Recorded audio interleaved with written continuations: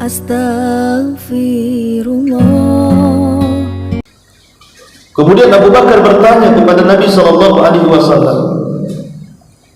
wa ma akhrajaka ya Rasulullah, apa yang membuat anda keluar wahai Rasul di waktu yang sangat panas ini, karena matahari berada di atas kepala.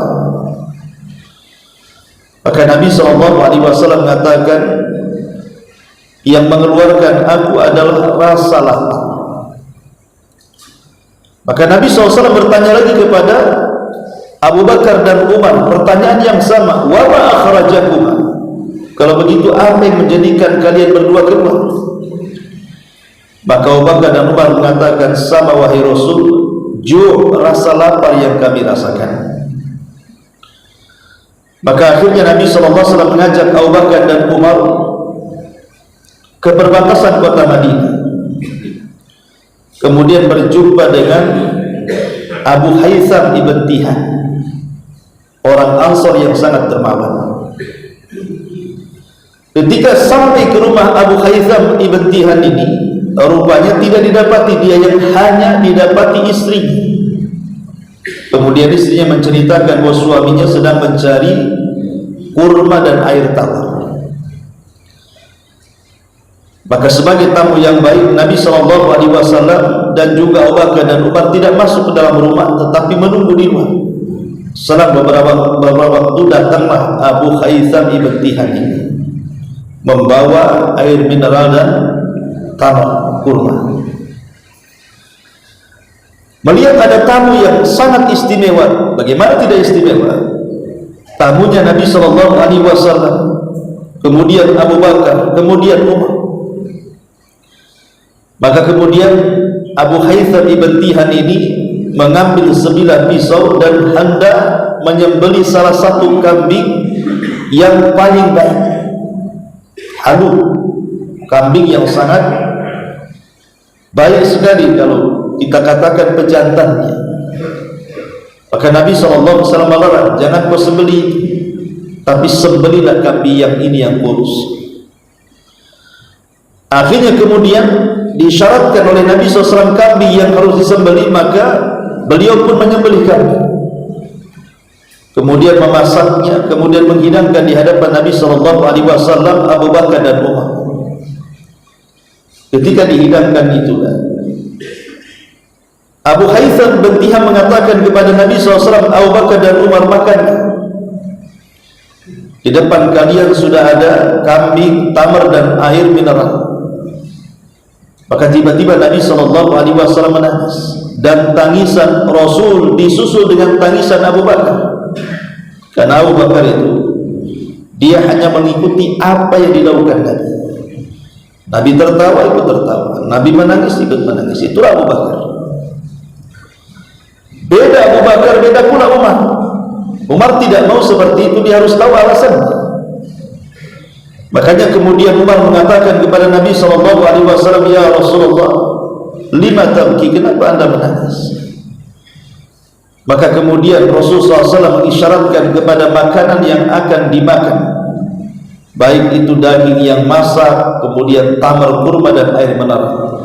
Kemudian ketika itulah turun ayat, summa la tus'alunna yawma idzin 'anin na'im. Wahai Umar, makanan yang di depan kita ini satu hari nanti di hadapan Allah Subhanahu wa ta'ala akan ditanya. Dari sini menunjukkan bahwa makanan yang kita makan akan ditanya, minuman yang kita minum akan ditanya, pakaian yang kita pakai akan ditanya. Segala sesuatu ada pertanggungjawabannya di hadapan Allah Subhanahu wa ta'ala. Makanya wajar kalau Allah katakan tadi, fal yanzuril insan ila ta'ami, hendaklah manusia melihat makanan yang akan dimasukkan di dalam perutnya, karena semua akan ditanya. Nah, di sini Allah Subhanahu wa ta'ala memerintahkan kita untuk memakan makanan yang halal.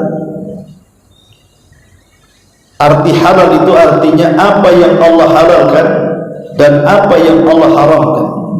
Apa yang Allah dan Rasulnya halalkan, makan. Apa yang Allah dan Rasulnya haramkan, tinggalkan.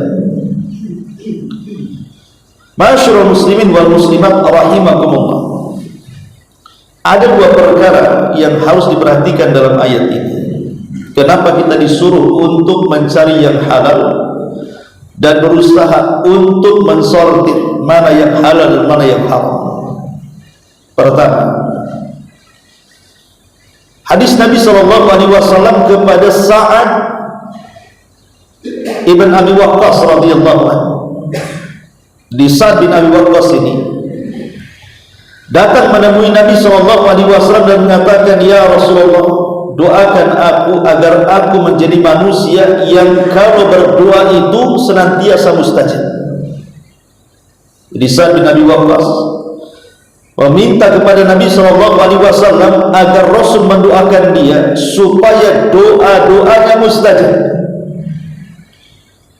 Maka Nabi SAW mengatakan kepada Sa'ad bin Abi Waqqas, "Ya Sa'ad, atib mat'amaka takun mustajabatan liddu'a." Wahai Sa'ad, perbaiki makanan. Wahai Sa'ad, perbaiki makanan. Apa yang kau makan, hati-hati, jangan memasukkan yang Allah haramkan, masukkanlah yang Allah halalkan. Jangan memasukkan perkara syubhat, masukkan yang jelas. Maka engkau akan menjadi manusia yang paling mustajab doanya. Subhanallah, indahnya perkataan Nabi SAW. Rasul tidak mengatakan kepada Sa'ad, "Baik ya Sa'ad, kalau begitu saya akan berdoa kepada Allah, mudah-mudahan doamu senantiasa diijabah." Kalau itu jawabannya, berarti satu-satunya manusia yang diijabah doa adalah Sa'ad bin Abi Waqqas. Tapi Nabi SAW itu umatnya banyak. Dia bukan hanya memiliki umat Sa'ad bin Abi Waqqas saja, tapi kita semua adalah umatnya. Sejak zaman para sahabat sampai hari kita ini, bahkan sampai kiamat dibangkitkan, semua adalah umat Nabi SAW. Makanya Nabi SAW menjawab secara umum, bukan secara khusus, dan mengatakan, "Ya Sa'ad, atib mat'amaka," perbaiki cara makan. Rasul menjawab dengan umum. Artinya seolah-olah Rasul ingin mengatakan, bukan hanya engkau saja wahai Sa'ad, tapi semua umatku, kalau mereka memakan makanan yang halal, yang Allah Subhanahu wa ta'ala dan Rasulnya halalkan, maka siapapun yang melakukannya, maka dia akan menjadi manusia yang mustajab doa. Itu makna hadis ini.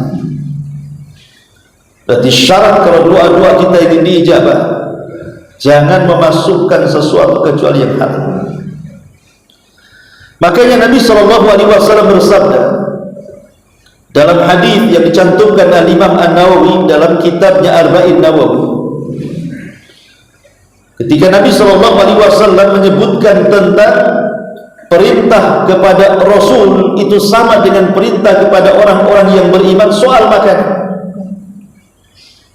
Adapun perintah kepada Rasulullah mengatakan, "Ya ayyuhar rusul, kulu min thayyibati wa'malu shalihan."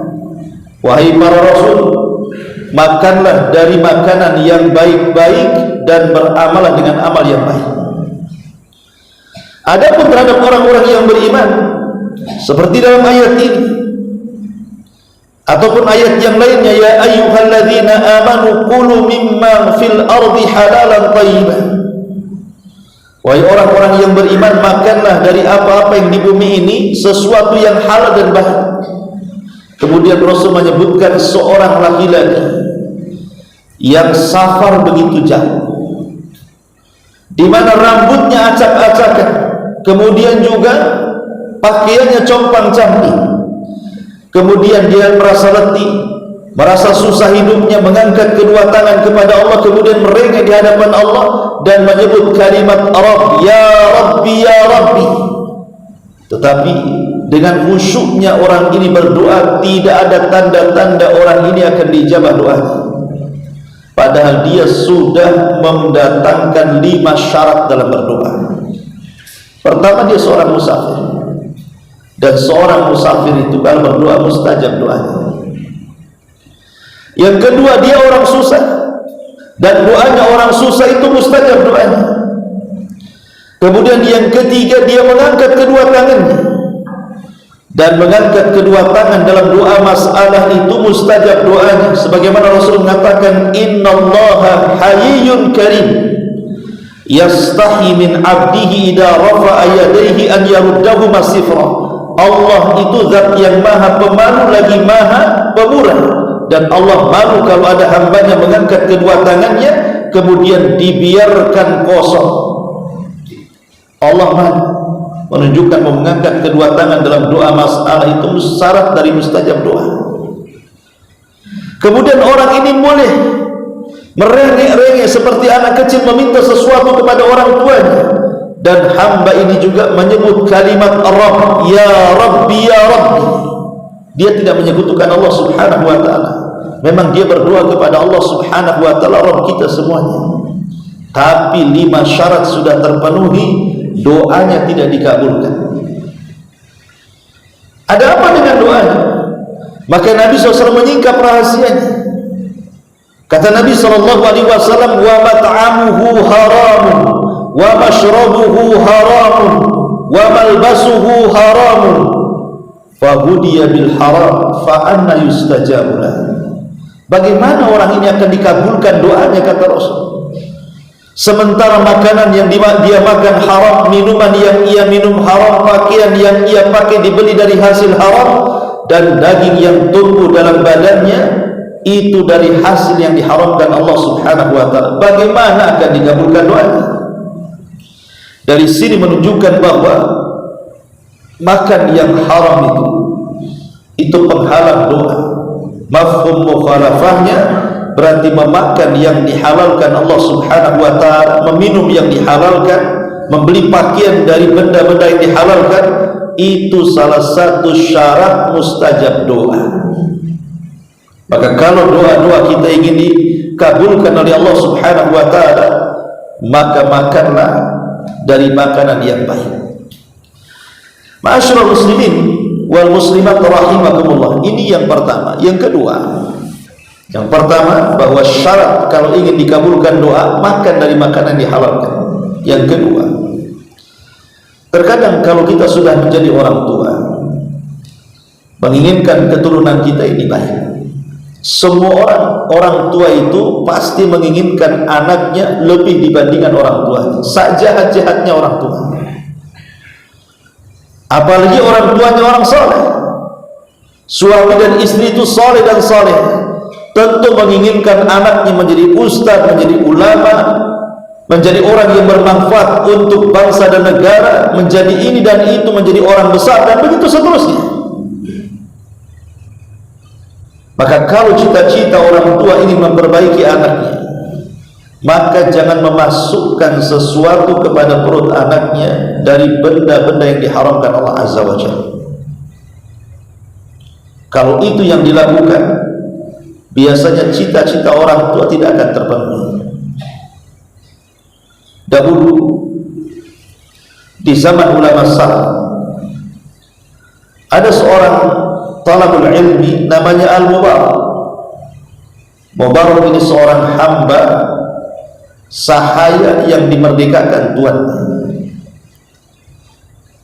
Karena melihat kesolehannya, setelah dimerdekakan oleh tuannya, maka dia pun kemudian rihlah li talabul ilmi, melakukan perjalanan untuk menuntut ilmu.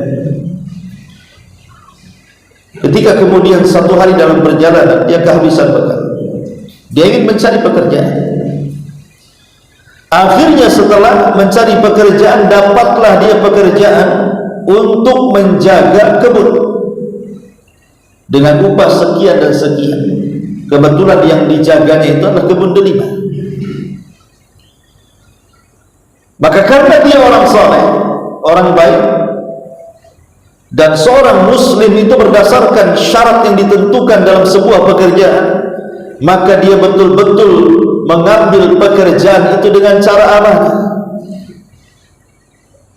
Satu hari setelah lama bekerja di kebun itu, datanglah majikannya, dan selama ini dia tidak tahu majikannya yang mana.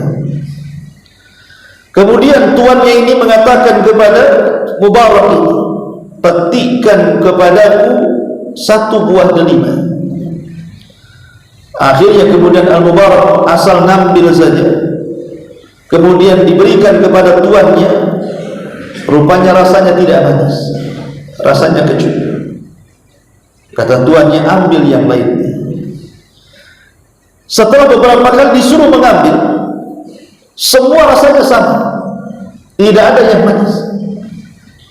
Kemudian tuannya mengatakan, wahai Mubarak, apakah engkau tidak bisa membedakan mana delima yang manis, mana delima yang tidak manis?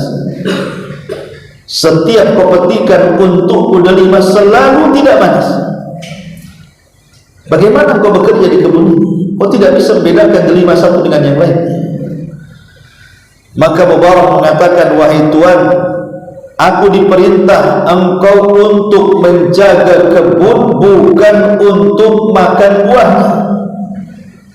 Sejak aku bekerja sama kamu, aku tidak pernah mencicipi satu buah delima, baik yang ada di tangkainya ataupun yang jatuh ke tanah, karena tugasku hanya merawat kebun sebagaimana perintah Anda. Begitu awalnya Al-Mubarak. Zaman sekarang mana ada yang menjaga kebun? Itulah yang pertama kali metik buah dibandingkan yang punya kebun. Bahkan yang lebih celakanya, yang menjaga kebun itulah yang memanen kebunnya. Yang punya kebun bingung kenapa tak ada buahnya, yang banyak ya. Jadi akhirnya kemudian takjublah pemilik kebun ini, siapa orang ini sebenarnya? Akhirnya kemudian tuannya mengatakan, wahai Mubarak, bagaimana kalau besok kau datang ke rumah? Ada sesuatu hal yang kita bincangkan. Keesokan harinya Mubarak datanglah ke rumah tuannya dan mengatakan, wahai Mubarak, dari mana asal usul? Akhirnya diceritakan. Kemudian kata tuannya, wahai Mubarak, aku punya anak perempuan, dia sudah layak untuk menikah. Karena tadi kau bercerita kau seorang talabul ilmi, tentu kau memiliki ilmu. Saya ingin tanya, bagi seorang wanita, kalau orang tuanya hendak menjodohkan dengan seorang laki-laki, kriteria laki-laki yang cocok untuk anakku itu seperti apa? Maka Mubarak mengatakan, wahai Tuan, orang-orang Yahudi ketika menikahi perempuan, maka mereka menikahi karena kecantikannya. Adapun orang-orang Nasrani ketika mereka menikahi seorang wanita, maka mereka hanya menikahi karena hartanya. Adapun seorang mukmin menikahi seorang wanita itu karena ketakwaan dan akhlaknya. Maka kemudian tuannya mengatakan, demi Allah, aku tidak pernah melihat apa yang kau sifatkan kecuali ada pada dirimu. Menikahlah dengan putri. Padahal Abdullah bin Mubarak tidak menceritakan diri. Kalau kita kan ceritakan gini, kalau bisa seperti saya mungkin kalau kita. Tapi kan Abdullah bin Mubarak tidak menceritakan diri. Tapi bagaimana kemudian tuannya langsung takjub? Itulah pengaruh keikhlasan. Ulama mengatakan inilah pengaruh keikhlasan. Ikhlas itu pasti membawa pengaruh. Sedikit banyak akan membawa pengaruh, menjadi magnet bagi tuannya. Akhirnya menikahlah Mubarak ini dengan putri tuan pemilik kebun yang sangat kaya. Setelah ayahnya meninggal, maka warisannya jatuh ke tangan Mubarak dan istrinya. Jadilah dia orang kaya. Tapi yang ingin saya ceritakan adalah setelah Al-Mubarak ini menikah dengan putri daripada tuan saudagar kaya ini, pemilik kebun, pedagang sukses, akhirnya kemudian dia memiliki satu putra, namanya Abdullah. Maka dikenallah dalam sejarah putra Mubarak ini disebut dengan Abdullah ibnu Mubarak, ulama dunia, ulama yang paling kondang di Irak di zaman itu. Yang Allah Subhanahu wa taala bukan menganugerahkan kekayaan saja dari warisan ayahnya, bahkan lebih berkembang lagi kekayaannya. Karena Abdullah bin Mubarak terkenal seorang pedagang hebat keliling dunia di zaman itu, tapi dia juga seorang alim. Dari mana-mana negeri datang belajar kepada Abdullah bin Mubarak. Kenapa sedemikian berkahnya Mubarak ini punya anak Abdullah bin Mubarak sehingga menjadi ulama dunia, dan akhirnya Mubarak dikenal namanya karena putranya Abdullah bin Mubarak. Sekali lagi, karena wara. Wara itu artinya meninggalkan syubhat. Kalau zuhud itu meninggalkan yang diharamkan. Karena dia wara kan itu. Dia tidak mau memakan delima yang jatuh pun tak mau, apalagi yang jelas-jelas dipetik, karena memang tidak ada perintah untuk itu dari tuannya.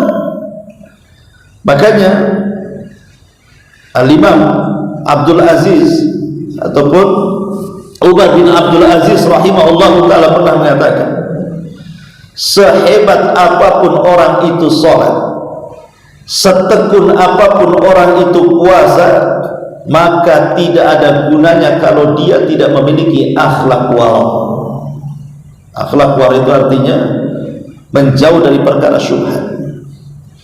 Makanya Imam Zahabi rahimahullah ta'ala menceritakan tentang kisah seorang alim yang didatangi oleh banyak murid-murid dari ujung timur, barat, selatan, dan utara, ingin mengambil ilmunya. Tapi Allah subhanahu wa ta'ala takdirkan sang alim ini punya anak yang jauh berbeda dengan ayahnya. Anaknya nakal, tidak mewarisi akhlak ayahnya, bahkan tidak mewarisi akhlak ilmunya. Jadi orang tuanya seorang alim, semua belajar kepada dia, tapi anaknya tidak mencerminkan itu bapaknya. Akhirnya adalah orang yang bertanya kepada sang alim ini, kenapa anakmu berbeda? Harusnya anakmu itu samalah seperti kamu, menjadi thalabatul ilmi. Kenapa dia bisa nakal seperti itu? Maka sang alim menceritakan, dulu sewaktu aku belum menjadi seorang alim, si jahil, istriku pernah aku beri makan sesuatu yang syubhat. Sesuatu yang syubhat, itulah pengaruhnya kepada anakku, katanya. Jadi makanan-makanan syubhat ini mempengaruhi keturunan.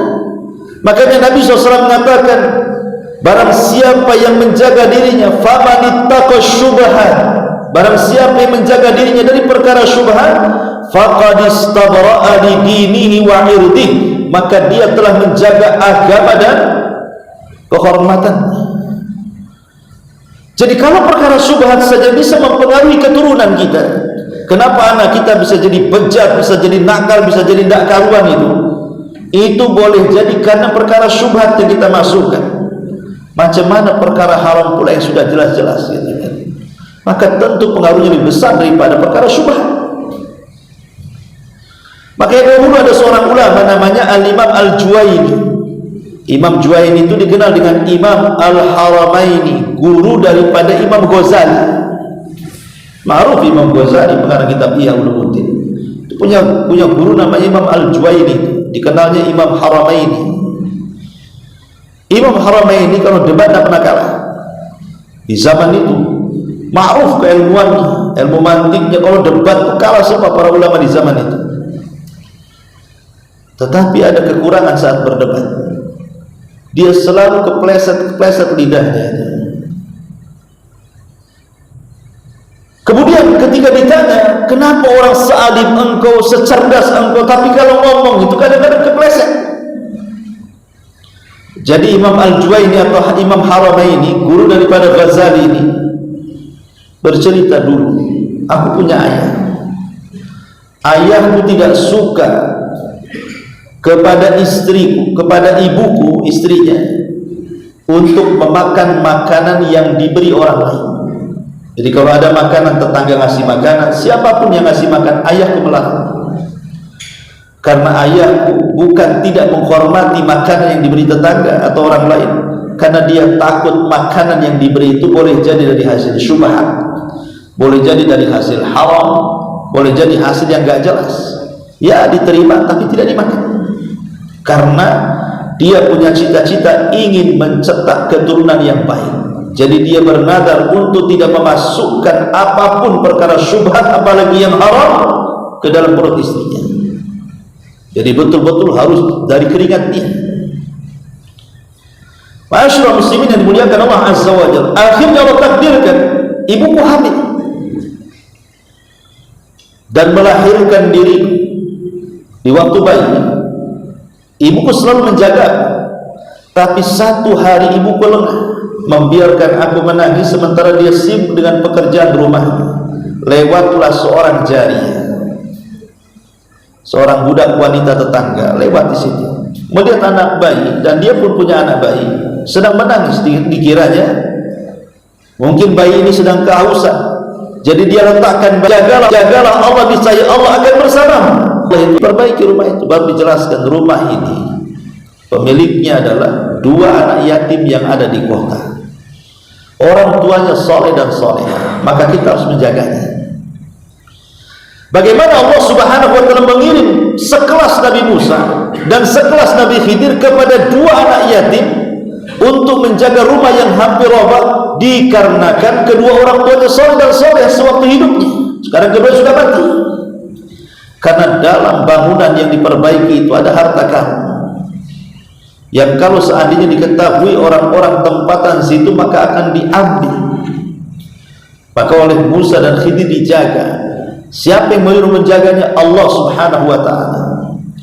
Makanya kalau kita ini mau memperbaiki keturunan, maka makanlah dari yang dihalalkan Allah Subhanahu wa ta'ala, jauhi yang diharamkan Allah Azza wa Jalla. Itulah dua perkara yang harus diperhatikan. Kemudian Allah mengatakan halalan thayyibah. Halal ma'ruf.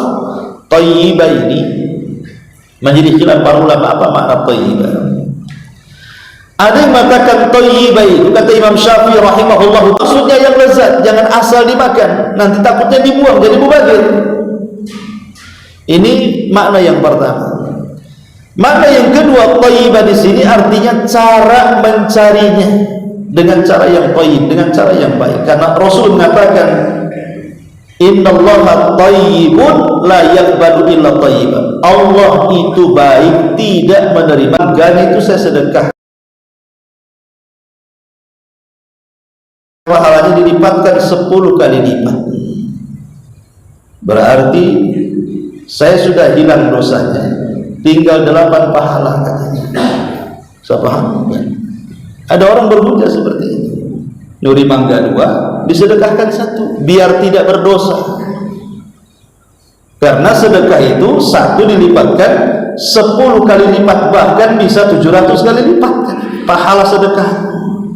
Kalau mencuri kan 1 dosa, 1 curian 1 dosa.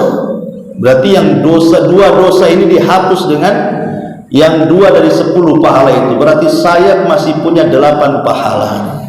Kalau semua pencuri berhujah seperti ini, jadi Robin Hood, ya, nyuri untuk bangun masjid, nyuri untuk anak yatim. Tidak ada pencuri yang haram, jadi semua halal. Yang penting sedekahnya lebih banyak saja, kan begitu? Bukan begitu.